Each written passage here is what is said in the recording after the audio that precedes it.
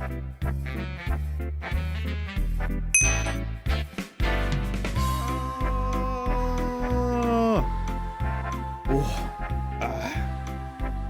am I? Wait. No. There's no way. Am I think? Yeah. Hello everybody and welcome back to another video. This is ImagineerDave and welcome back. Wait. Okay, I'll just walk off screen and I'll be right back. Sorry. Here I am again. What are we here for again? Yes. You want to know the backstory behind my channel? No, you don't? Well, too bad for you. You're still going to get it, so here we go. It all started 26 years ago in a small village near... You know what? Never mind, that's too far back. All jokes aside, let's actually start. So, you might wonder, where did ImagineerDave start? Where did it all come from?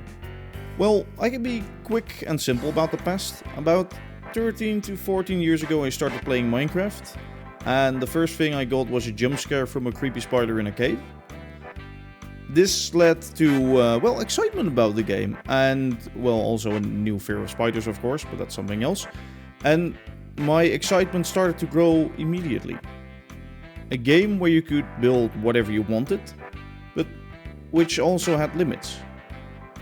You had to be creative and think of solutions to make better looking things. And yet there were endless options. After a bit of playing, I thought it might be fun to start posting videos on YouTube, as one might think. Of course, as many of us YouTubers, I started, well, kind of like a screecher. Just see it for yourself, and just a heads up, turn down your volume, and it's in Dutch. Sorry. Oh nee. Oh, damn it. Nee, dit heeft Danny toch gemaakt? Jeffrey 007. Oh nee, wat is dit?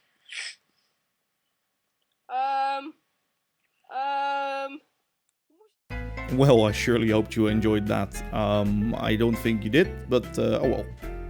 This is actually not the first MC video I ever made. The other content was so horrific that I deleted it from existence.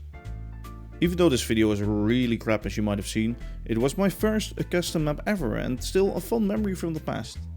Through making maps, I could make experiences for other people and inspire them to maybe do the same eventually. After doing some small YouTube stuff, like a really crappy survival series, I got inspired to make more maps, and that was basically because of one guy called Hypixel. He made a lot of custom maps, or well, not he, but of course with a team, and they look fantastic. They were creative, new, innovative, things like that, so that was kind of the inspiration to make more. Another good reason for me to make more maps was the technical nature of it. To get good maps you needed to innovate, and innovation came through doing new technical things. Things such as mob spawners spawning falling sand entities were new and innovative. Nowadays we can just use a command in a script. Good, but sad that it became a lot easier. Whilst making these maps, I started to slowly get into the Minecraft theme park scene. Through some other Minecraft theme park servers and real life visits to theme parks, I started developing my own theme park server with, say, Reaper, called Themecraft. Sadly enough, most of this first ever park is lost, except for some really old Dutch videos which I'm not gonna really bother you guys with. The second park, however, I still have as a map on my PC, and you've been seeing some video images of it right now while I'm saying this. After this first version of Themecraft, I met a guy named Tim Stans, which wanted to help with Themecraft and do some developing. In trade, I would help him with some other things. This eventually turned into a duty from his side, a shooting minigame which never really took off. But from that we started to think, what can we do with it? It was sort of like a hub thing. And because having a theme park on the side of a hub could also mean making a theme park hub. From the theme park hub idea, we started working together with some other guys, and things really took a different turn from there, I guess. Through this hub, we met the guys from Carventure, at that time quite a good theme park server with cool innovations. Well, basically after another failure of that theme park hub, we ended up joining the crew over there. Of course, as one must admit, back then I was still a sort of annoying screecher and I sort of got accepted in the weird team, because the rest was also kind of weird, you know? We had Timmy492, Kukamonda, Joey Pay, Briantje and some others. Me being of course the little annoying kid that I was, thought it would be cool to make the best trailer ever. Yeah, see for yourself how that turned out.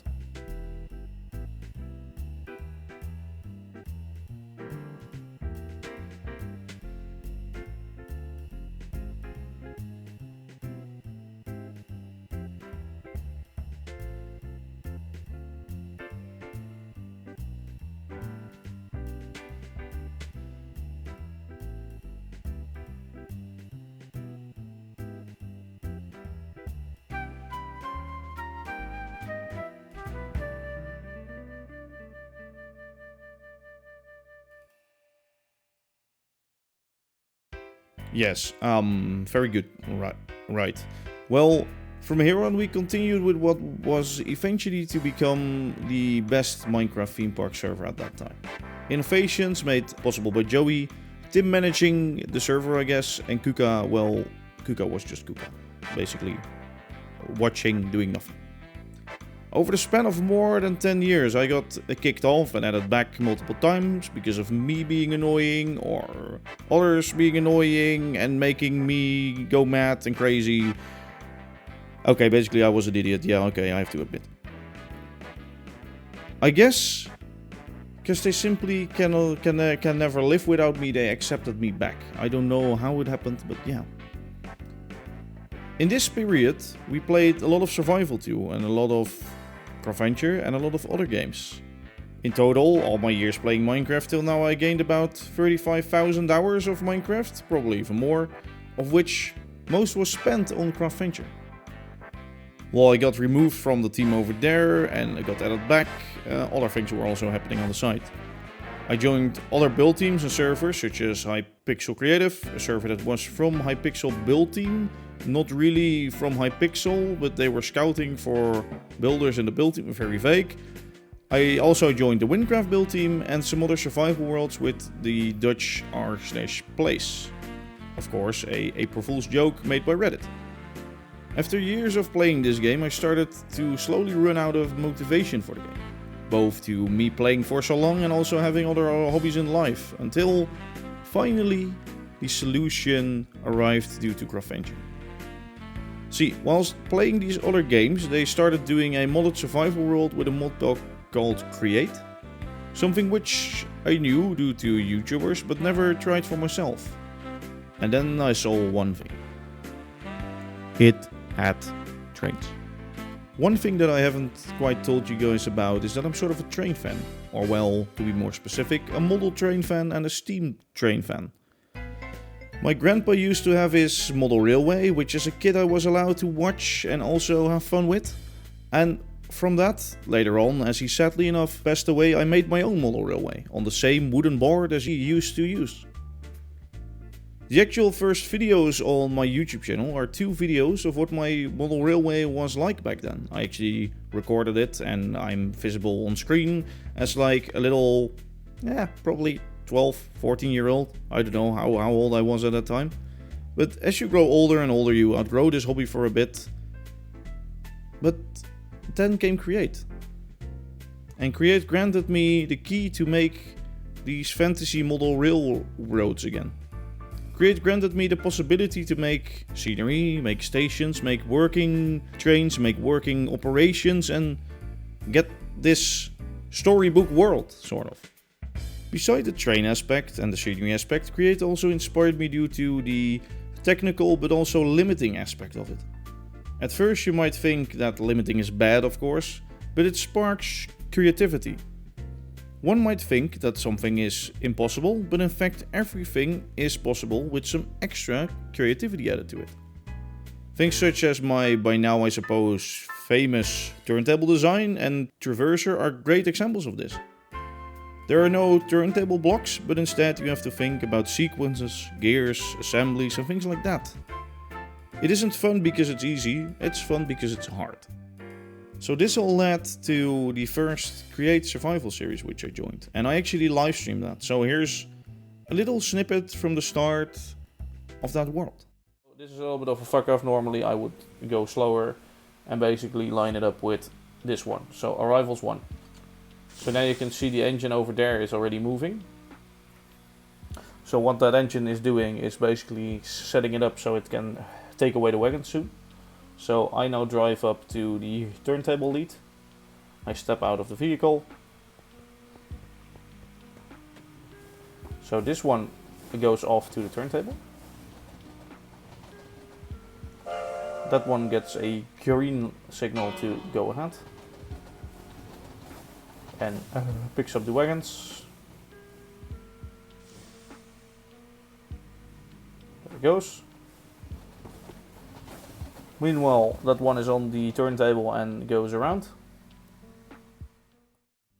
After playing in this first survival world with the Carventure people and streaming, the server died out and we closed the rail yard forever, in the hope of one day starting a new one. And here we are, 10 months ahead from the start of this new survival server. Started with the people from r/place, Carventure got added, Carventure sort of took over, and then 10 months ahead from the first block that got mined in this world. In total I placed millions of blocks together with you, my loyal viewers. Viewers that have watched my innovations, viewers that have watched the streams, viewers that I chatted with.